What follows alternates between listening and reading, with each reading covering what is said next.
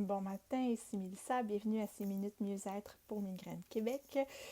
Ce matin, je vous invite à assister au webinaire qui va avoir lieu ce samedi 5 juin à 10h30, intitulé Le protocole de bienveillance, un outil de résilience face à la migraine.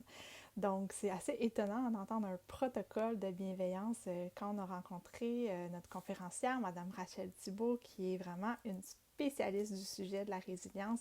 Elle est ergothérapeute, elle est aussi docteur en psychologie, chercheur. Elle a un pedigree vraiment étoffé. Et quand on l'a rencontrée, en fait, le sujet de la résilience, donc cette capacité-là qu'on a à rebondir face aux épreuves de la vie, qui est un sujet tellement important quand on vit avec de la douleur, parce que vous savez comme moi comment il faut rechercher nos ressources des fois très très profondément. Et après un an de pandémie, ça aussi, ça a usé pas mal notre résilience. Donc, je pense que de renflouer le coffre à outils va être vraiment un atout précieux pour tout le monde.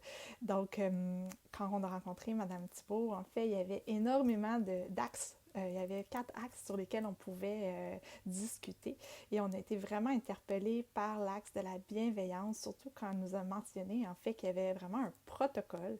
Donc, j'étais bien étonnée. On entend souvent la bienveillance en méditation, mais un protocole de bienveillance qui est validé par la science et qui a des résultats sur l'intensité, la perception de la douleur, le stress.